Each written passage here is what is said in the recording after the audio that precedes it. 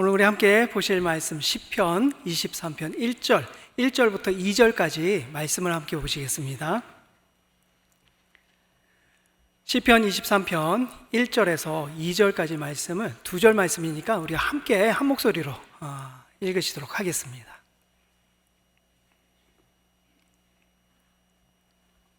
함께 읽으시겠습니다. 여호와는 나의 목자시니 내게 부족함이 없으리로다. 그가 나를 푸른 풀밭에 누이시며 쉴 만한 물가로 인도하시는도다. 아멘. 우리 2부 찬양대도 그렇지만 우리 갈릴리 찬양대 그리고 우리 현악팀 이 한국을 위해서 아마 많은 시간을 준비하실 거예요. 적어도 1주 그 이상을 아마 준비하셔서 이렇게 예배 찬양으로 올려드리는데요. 참 그 노고에 우리 팀장님 이야 우리 팀원 한 분 한 분을 정말 그 노고에 감사드립니다. 특별히 또 이 찬양을 위해서 먼 길마다 않고 매주마다 오가는 우리 지지아님께도 정말 감사의 말씀 드립니다. 옆에 분들 잠깐 바라보시면서 우리 인사 나누시죠. 우리 옆에 있어 힘이 되겠습니다. 우리 같이 한번 인사 나누시죠. 어떻게 옆에 분이 불편해하진 않으셔요? 네.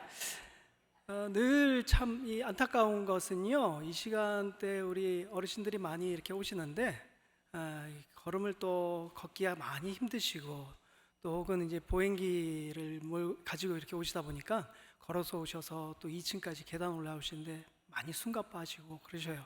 그래서 참 이 자리가 불편한 자리가 아니어야 할 텐데 하나님께 나가는 것이 더 평안하고 편안하고 또 쉽고 그렇게 해야 되는데 우리 어르신들의 그 모습을 보면서 오히려 본받습니다. 믿음으로 하나님께 나가고자 그 불편함도 감수하시고 호흡이 턱에 닿는 그 고통도 수고도 참 감수하시면서 이렇게 오시는 그 모습 뵈면서 정말 저희 믿음이 참 이 본받아야 될 그러한 부분이다, 그러한 분들이다 이렇게 여겨집니다.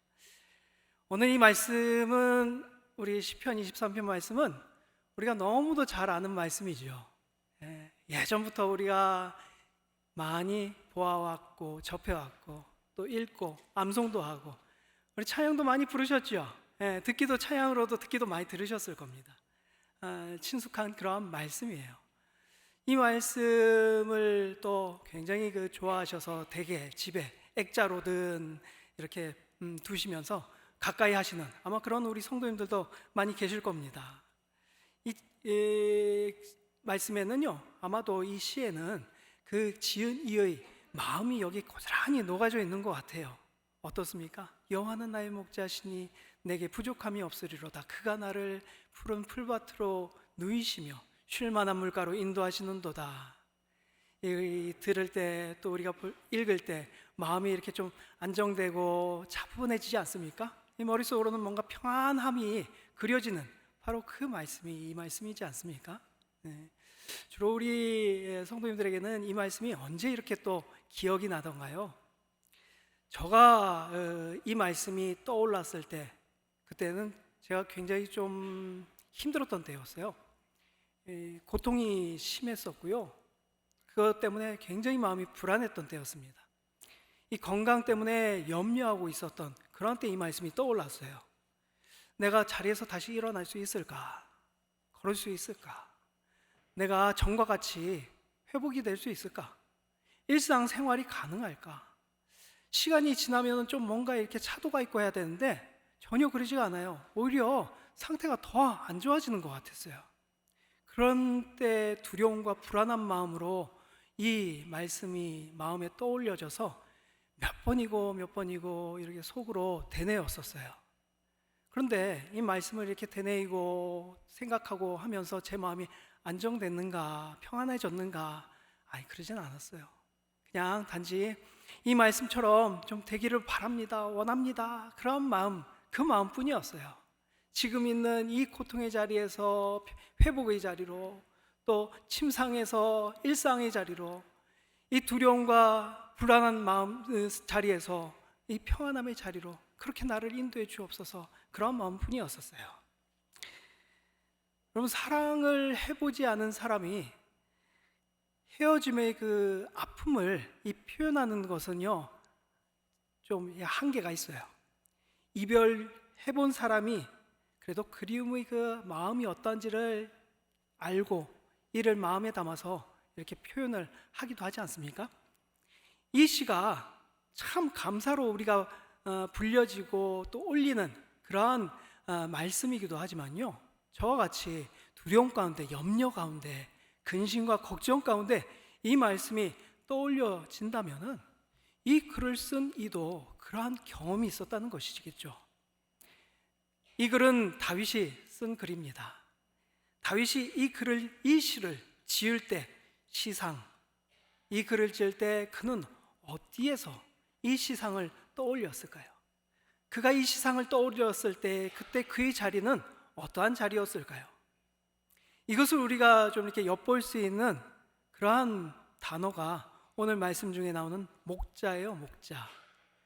목자. 우리나라에도 이 소나 염소를 키우면서 들로 산으로 이렇게 풀을 뜯어 먹이기 위해서 이렇게 몰고 나가는 그러한 경우들이 있지 않습니까? 예전에 이스라엘의 목자도 마찬가지입니다. 양이나 염소를 풀을 먹이는 그러한 일을 이 목자가 담당을 했었죠.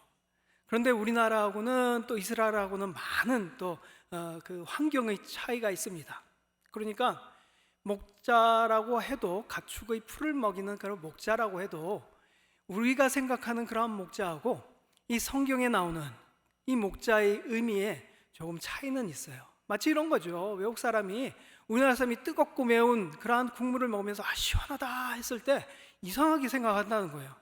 그 사람들은 이해를 못하는 거죠. 우리는 이것이 어떠한 느낌인지 알아요. 표현을 할 수 있어요. 마치 그러한 것입니다.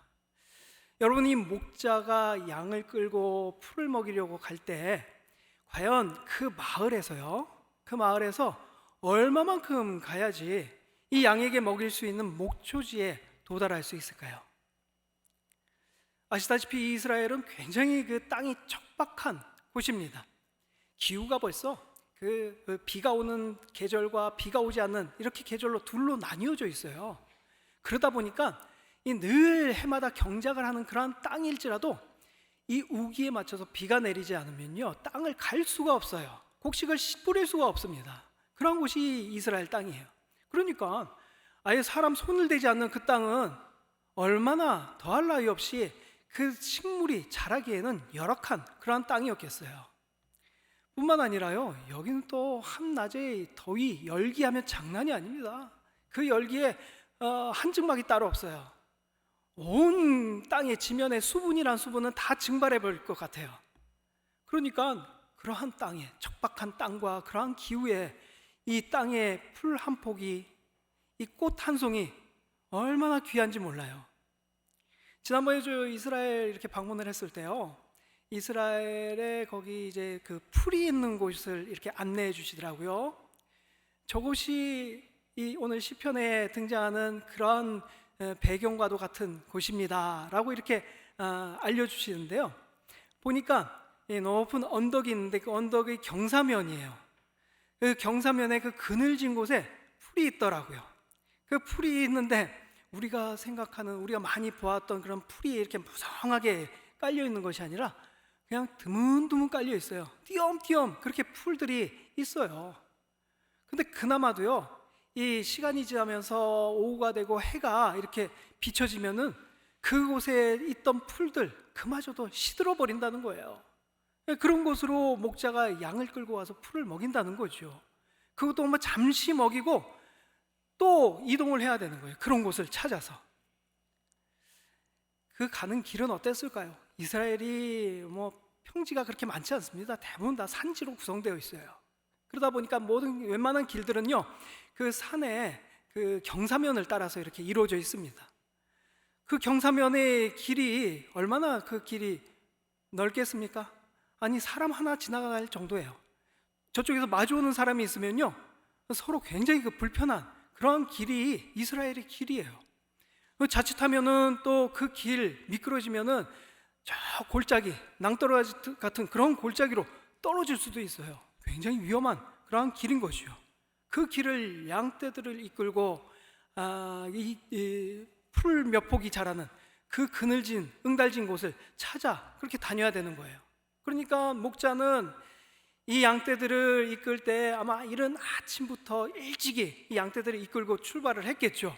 하지만 길도 굉장히 위험하고 험난한 그러한 길이고, 또 찾아서 그렇게 다녀야 되고 하다 보니까 때에 따라서 뭐 늦은 시간, 오늘 저녁 무렵쯤 되어서나 이렇게 들어오든지, 아니면은 하루가 지나든지 이틀이 지나든지, 또는 몇 날 며칠이 지나는 그런 경우들이 다반사인 거예요.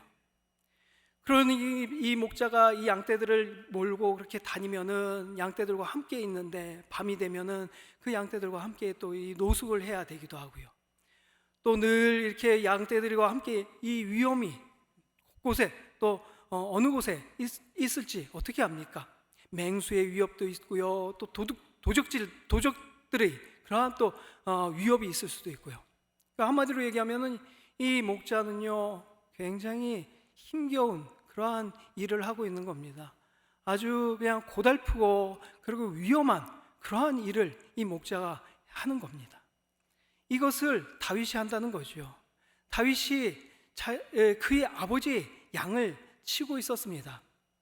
과연 다윗이 이 아버지의 양을 칠 때 다윗은 그때 나이가 한 몇 살 정도 됐을까요? 한 몇 살쯤 될 것이라고 예상을 추측해 보셔요. 다윗이 골리앗하고 싸움에 임할 때요, 사울 왕이 그럽니다. 야, 네가 나가서 싸우면 안 돼. 너는 지금 소년이야. 아직 어려. 라고 합니다. 민수기에 보면요, 전쟁이 일어났을 때 하나님께서 이 전쟁에 참여할 백성들을 모집을 할 때, 그때 나이가 20세 이상 되는 그러한 남자들을 모으도록 그렇게 정해 놓으셨어요. 그러니까 골리앗하고 싸울 때 이 다윗의 나이가 많아야 20세가 안 되는 거예요. 그러니까 학자들에 의하면 한 17세, 18세 정도로 추측을 하고 있습니다. 미성년자예요. 그러니까 아버지 이 양을 칠 때 다윗의 연령은요 10대 소년입니다. 아니, 성인들도 하기 힘든 일을 10대 소년이 하고 있었다는 거죠. 10대의 청소년이면은 한창 배워야 될 그러한 시기 아닙니까? 이스라엘 그 가정교육이 이제 많이 가정교육을 이루는 그러한 문화인데, 이 다윗은요 집에서 아버지로부터 말씀을 배우고 교육을 받아야 되는 그러한 나이인 거예요. 그리고 그에게는 7명의 형들이 있었어요. 8형제 중에 다윗이 막내였습니다. 그러니까 부모님들로부터 또 형들로부터 사랑받을 그러한 나이가 바로 이 다윗이었던 거예요. 그런데 이 다윗이 성인들이, 어른들이나 종들이 해야 될 그러한 양을 치는 일을 하고 있었다는 겁니다. 아니, 왜 사람이 없어서 그런가? 형들이 있었잖아요. 가세가 좀 힘들어서 그런가? 아니, 꼭 그렇지도 않은 것 같아요. 왜 다윗이 이 험한 일을 그렇게 했었어야만 되었을까? 과연 다윗의 가정에서는 어떠한 자리에 어떠한 대접을 받으면서 있었는가? 몇 말씀을 이렇게 통해서 이렇게 볼 수 있습니다. 사무엘 선지자가 이 다윗의 집을 방문한 적이 있었죠. 하나님께서 그를 보내서 이 사울 왕 다음 대를 이을 그 왕을 세우기 위해 기름 부음을 하도록 그렇게 사무엘 선지자를 보내었습니다. 이 사무엘 선지자가 다윗의 집에 왔을 때 다윗의 아버지는요 자기의 아들들을 다 이 사무엘에게 소개시켜 주어요. 그런데 유독 단 한 사람, 이 다윗만큼은 부르지를 않아요. 양을 치고 있는 이 다윗은 그냥 거기에 냅둬요. 나중에 사무엘 선지자가 이들이 답니까? 했을 때 비로소 저기 우리 막내가 양을 치고 있습니다 라고 합니다. 이 아버지가 지금 어떤 마음이라는 거예요? 이게 무슨 마음인 거예요? 이 아이는 지금 이 선지자 앞에 세울 만한 그런 인물이 아니다라는 거겠죠. 다른 아들들은 다 내세울 만한데 이 아이는 남들 앞에 특별한 자리에는 세울 만한 그런 가치가 없는 아이다. 사실 이건 아버지로서 아들에게 가질 마음이 아닌 거죠. 그러니까 이 다윗에 대해서 아들로서의 정당한 대우를 지금 이 아버지는 해주지 않는 거예요. 형들은 어땠을까요? 이 아버지가 골리앗과의 그 전투에 출장한 그러한 아들들을 위해서, 다윗의 형들을 위해서 너희 형들에게 전해줄 떡과 양식을 좀 가지고 가라, 그렇게 다윗을 보냈습니다.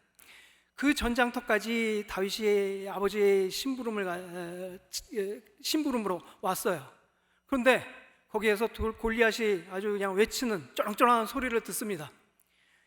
하나님을 모욕하고 또 하나님의 백성 이스라엘 군대를 모욕하는 그 소리를 들으면서 이 다윗이 거기에서 아주 그냥 분개해요. 그러면서 저가 누구기에 감히 하나님과 하나님의 군대를 모욕하느냐. 그런데 이 소리를, 이것을 그의 맏형이 봐요. 맏형이 보는, 그가 그래요. 야, 네가 여기가 어디라고 왔냐? 너 양을 누구에게 맡기고 이렇게 여기까지 왔냐? 내가 너를 일찍부터 알아봤어. 넌 교만하고 마음이 아주 완악한 녀석이야. 너 이곳까지 와가지고 이 싸움하는 거, 이 전쟁하는 거 구경이나 하려고 왔냐? 아니, 그곳까지 이렇게 먼 길 찾아온 동생을 고맙다라고 위로해줘야 되는 것이 형 아닌가요? 그리고 하나님에 대한 모욕을 듣고서는 의분을 일으키는 이 동생의 그 뜻에 동의해줘야 되는 거 아니에요? 그러니까 형들조차도요, 이 다윗을 아주 그냥 하찮게 대하는 거예요. 다윗을 따돌리고 이 다윗에 대해서 어떠한 그 우애의 감정도 갖고 있지 않은 거예요. 아버지로부터 아들의 대우도 받지 못하고요, 형들로부터 무시당하고 외면당하고 따돌림받고, 다윗이 양을 치는 이 자리, 그 자리는요, 가족들로부터 버림받은 자리예요. 10대의 이 다윗이 아버지로부터 형들로부터 이러한 대우를 받았을 때 이것은 고스란히 그의 마음속에 상처가 됩니다. 아니, 자라는 한창 그 인성이 발달되는 그 시기에 이러한 상처를 받고 이 불우한 이러한 환경 가운데 있는 이 다윗이 어떻게 되겠습니까? 그는 불평해야지요. 원망이 그 마음속에 응어리져야 되겠죠. 그런데 오늘 이 다윗이 어떻게 나는 부족함이 없습니다, 나는 만족합니다 라고 이렇게 고백하는 그러한 마음을 갖게 되었습니까? 여러분, 목자에게는 어떠한 그 재능, 자질이 필요하다고 생각하셔요? 목자는 우선은 건장해야 될 것입니다. 양떼들 그 일을 하려면은 상당히 본인이 체력이 좀 뒷받침도 돼야 되고요, 그러한 건강과 더불어서 또 이 지형과 지리를 잘 알아야 돼요. 어디로 가야지 어떠한 곳이 나오고 그곳까지 갈 수 있는 가장 좋은 길은 어떠한 길이고, 이런 것들을 잘 알고 있어야 돼요. 뿐만 아니고 이 양떼를 이끌려면은 양떼들을 다룰 수 있는 그런 또 요령이, 기술이 있어야죠. 예, 그러한 재능이, 자질이 이 목자에게 필요합니다. 그런데 목자라고 해서 또 다 같은 목자인가? 꼭 그렇지만도 않습니다. 그 전에 저 어디 가서 보니까 이제 양떼들을 이게 잘 훈련을 시켰더라고요. 이 퍼레이드를 하는데 양들이요, 줄 4줄로 서가지고선요, 줄을 맞춰서 이렇게 이동을 하더라고요. 야, 양들을 저렇게 훈련을 시킬 수도 있구나.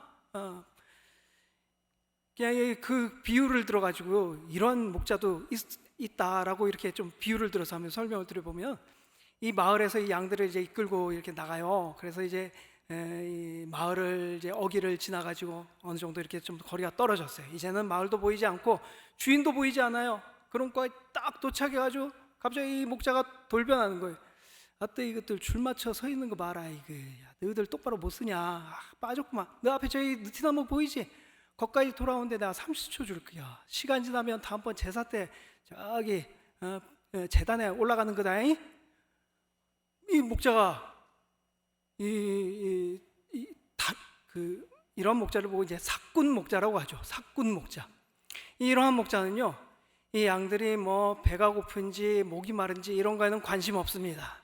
이 양들이 좀 건강이 어떤지, 아픈 데는 없는지 이런 건 거들떠보지도 않아요.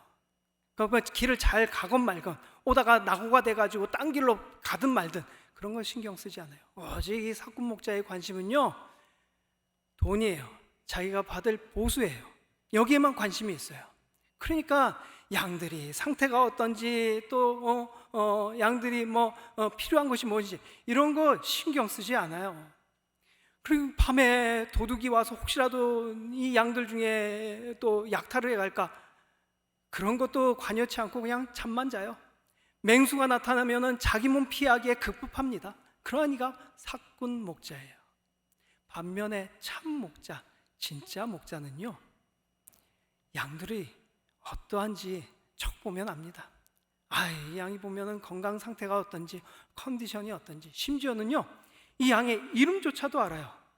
양들을 아침에 데리고 갈 때 목장에 가서 한 마리 한 마리 이름을 부르면서 불러내는 거예요. 그리고 이 양들을 끌고 갈 때 이 양들이 무엇을 좋아하는지, 풀도 어떠한 풀을 좋아하는지, 그 풀이 나는 곳으로 이 양들을 인도해 갑니다. 또 이 양들이 가다가 이 길을 잘 가는지, 이 양들의 습성이 또 가다가 또 이 다른 곳에 이렇게 산만해하지 않는가, 이런 것들을 아주 예의주시해 보면서 안전하게 목초지로 양들이 가야 할 곳으로 인도하는 이가 참 목자인 거죠. 그러한 목자는요, 이 양들을 대할 때 이 양들을 보는 마음의 자세가 틀립니다. 그냥 내게 맡겨져 가지고 저희 가서 풀이나 좀 뜯겨 먹이고 그렇게 다시 돌려 보내는 그러한 가축, 짐승, 동물로 보는 것이 아니라 귀한 생명으로 봐요. 한 마리 한 마리를 아주 귀하게 여기고요. 그리고 이 양을 마치 내 가족과 같이 여긴다는 거예요. 내 자식과 같이 대한다는 겁니다. 다윗이요, 나중에 사울 왕 앞에 이러한 고백을 해요. 내가 내 아버지의 양을 지킬 때, 그때 곰이나 사자가 달려와서 그 양의 새끼를 앗아가면 내가 따라가서 그것을 치고 그의 입에서 새끼를 구하였나이다 라고 고백을 해요. 그러니까 이 다윗이 얼마나 이 양을 소중히 생각했는지, 자기가 이 맡은 이 양을 얼마나 애지중지했는지 느껴지지 않습니까? 그렇게 다윗은 이 양을 정성과 사랑을 쏟아가면서 돌보았어요. 요즘 그 박해아동 캠페인에 등장하는 문구, 이런 문구 있더라고요. 맞아도 되는 나이는 없습니다. 그리고 맞아도 되는 아이도 없습니다. 그와 같은 마음으로 이 다윗은 자기의 양을 돌보았어요. 그냥 막대기로 막 후려치가면서 막 이쪽으로 가야지 막 그러면서 그런 것이 아니라 한 마리 한 마리를 자신의 그 음성으로 불러가면서, 그 애정이 담긴 그 목소리로 한 마리 한 마리를 불러가면서 인도해 가고요. 또 그 양들을 다 직접 손으로 이렇게 쓰다듬으면서 그렇게 보살폈던 이가 바로 다윗이에요. 여러분, 다윗이 이렇게 양을 보살피면서 그는 어떤 마음을 가졌을까요? 이런 마음 가지 않았을까요? 나도 이 양들처럼 사랑받고 싶다. 나도 이 양들처럼 참 보살핌 받고 싶다. 바로 그 마음이 다윗에게 들지 않았을까요? 그래서 이 다윗이 하나님께 구합니다. 하나님, 나를 사랑해 주세요. 하나님, 하나님의 사랑으로 나를 보살펴 주세요. 하나님, 나의 목자가 되어 주세요. 가족들로부터 받아야 될 사랑을 오히려 받지 못하고 서름만 받고 외면당하고 무시당하고 버려진 이 다윗이 하나님께 사랑을 구합니다. 하나님의 그 사랑받는 자리를 오늘 이 다윗이 마음을 열고 그 자리에 하나님을 모십니다. 하나님, 내가 이 양을 사랑하듯이 하나님, 내가 하나님의 양이 되고 하나님 내 목자가 되어주셔서 하나님 나를 돌봐 주세요. 하나님 나를 사랑해 주세요 하면서 하는 고백이 바로 여호와는 나의 목자십니다 라는 고백인 거죠. 여러분, 이 다윗이 하나님께 이렇게 사랑을 구했을 때 하나님 어떻게 하셨을까요? 이 다윗이 앞서 그 양 어린이 새끼를 앗아간 이 맹수를 쫓아가서 치고 구해낼 때 그 맹수가 가만히 있었겠습니까? 이 곰이나 사자가 자기를 향해 일어서 달려들었다는 거예요. 그 날카로운 발톱으로 자기를 해하려고 했을 때, 그때 하나님이 나를 구해 주셨습니다. 하나님이 그 맹수들로부터 나를 지켜주셨습니다. 이것이 이어지는 다윗의 고백이었어요. 그러니까 이 다윗이 하나님이 내 목자가 되어주시니까 하나님이 나를 지켜주시는구나, 이것을 깨닫는 그러한 삶이 시작되었다는 거죠. 하나님이 다윗을 사랑하시되 하나님의 사랑을 그에게 넘치도록 부어주셨어요. 그랬더니 그가 이렇게 되어요. 여러분, 이 다윗이 하루 종일 밖에서 양을 치고 그렇게 있었지 않습니까? 그 뜨거운 태양볕에 그 열기에 그 얼굴이며 뭐 피부가 다 어떻게 됐겠습니까? 막 다 시커멓게 그슬리고 거칠 대로 거칠어지고 그렇게 되지 않았겠어요? 그가 입었던 옷은 또 얼마나 지저분하고 헤어지고 했겠습니까? 그리고 늘 이 가축들, 양떼들과 함께 있으니까 그 뭐 나는 냄새가 무슨 냄새겠어요? 이 가축 냄새, 오물 냄새, 막 이런 악취들이 막 풍기고 그랬지 않았겠어요? 그러한 정말 이 볼품없는 다윗, 이 다윗이요, 사무엘 앞에 섰더니요, 사무엘이 그를 보고 이렇게 표현을 하죠. 그에게서 빛이 난다. 그에게서 붉은 빛이 난다. 그의 눈이 빼어나며 그의 얼굴이 아름답다 라고 표현을 하죠.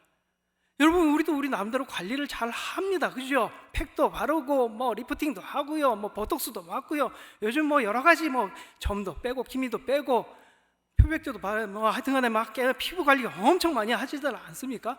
그래도 어때요? 잘 안 되잖아요. 그런데 다윗은요, 하나님이 사랑하시니까요 부족함이 없어요.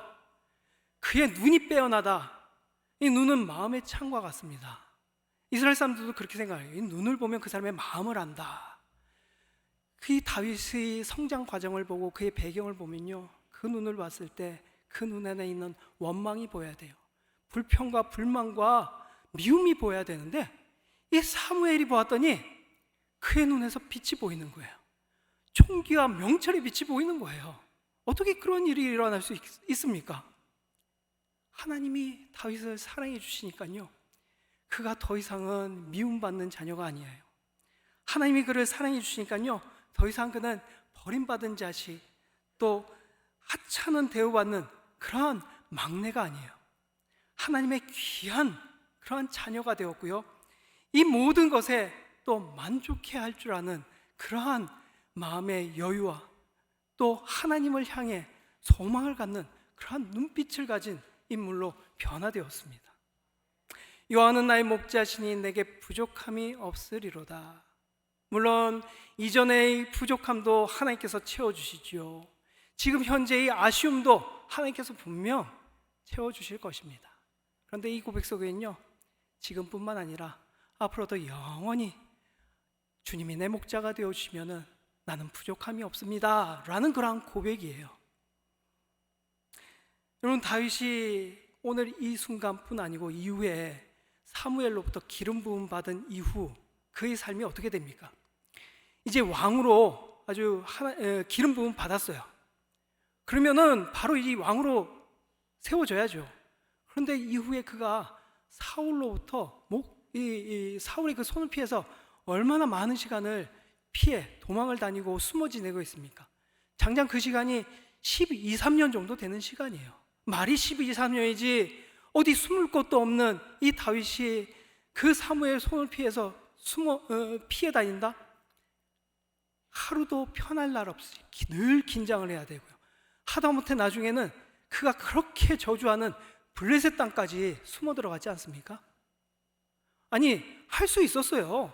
왕위를, 이 사울을 처치하고 그 왕위를 빼앗아 올 수 있었던 그 기회가 있었어요. 하지만 다윗은 그렇게 하지 않았어요. 이후에 시간이 지나서 나중에 다윗이 그의 아들들 중에 압살롬으로부터 배신을 당하죠. 반역을 일으킵니다, 압살롬이. 그래서 이 왕위에서 그가 다윗이 도망을 가는 그러한 때가 있었습니다.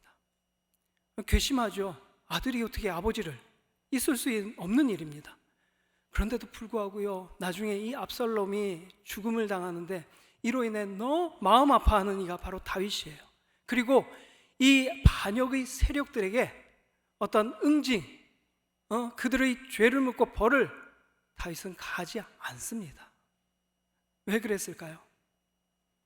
이 다윗이 하나님이 내 목자가 되어주시니까 이 시편의 말씀들을 다 보면요, 그 어디에도 하나님, 내가 저 대적들을 내 손으로 벌을 주겠습니다. 내가 저들을 짓밟겠습니다. 내게 능력 주세요. 나를 도와주세요. 그런 구절이 한 구절도 없어요. 다 어떻게 하냐면, 하나님, 저들이 나를 괴롭힙니다. 저들이 나를 정말 살 수 없을 정도로 정말 나를 짓누릅니다. 주님, 저들을 주님의 손에 맡깁니다. 주님이 저들을 대응해 주시고 내 이 슬픔과 내 이 상처를 주님 손으로 보답해 주옵소서. 오직 이 고백밖에 없는 것은 자신을 부족하지 않게 하실 바로 그분이 여호와가 나의 목자라는 이 고백이 있고 그 믿음이 있기 때문입니다. 다윗이 큰 죄를 저질렀잖아요. 밧세바를 아내로 취하면서 그의 아들 우리아를 죽이는 그러한 큰 죄를 저질렀습니다. 이것이 나단 선지자에 의해서 밝혀졌을 때 사실은 다윗이 그때만큼 가장 그 절정기, 인생의 절정기가 없었을 거예요. 그런 때에 자신의 이 치부가 드러났습니다. 보통 어떻게 합니까? 이런 때는 덮으려 하겠죠. 이 나단 선지자에 어떻게든 입을 막으려고 했겠죠. 그런데 그러지 않았어요. 다윗은 오히려 그 자리에서 내가 여호와께 죄를 범하였나이다, 자신의 죄를 고백하면서 용서를 구했습니다. 어떻게 그렇게 할 수 있었을까요? 내가 이 왕까지 올라가고 지금 최절정기에 이르러서 완벽한 줄 알았는데 이 마음속에 이 죄 하나가 나를 무너뜨렸습니다. 내가 지금까지 올랐던 이 자리에서 나라까지 떨어졌습니다. 나를 일으키실 분, 나를 회복하실 분은 오직 나의 목자 되신 여호와밖에 없습니다. 그러한 믿음이 그에게 있었겠죠. 이 믿음이 우리 모든 성도님들에게도 있기를 바랍니다. 하나님이 다윗을 사랑하시듯이 그 믿음이 있는 우리 성도님들을 하나님께서 이와 같은 사랑으로 함께 해주시기를 바랍니다. 우리가 하나님께 사랑을 구할 때 하나님 우리를 외면하시는 분이 아니셔요. 오히려 우리에게 내 사랑이 이렇다라고 하나님께서 보여주신 말씀이 있잖아요.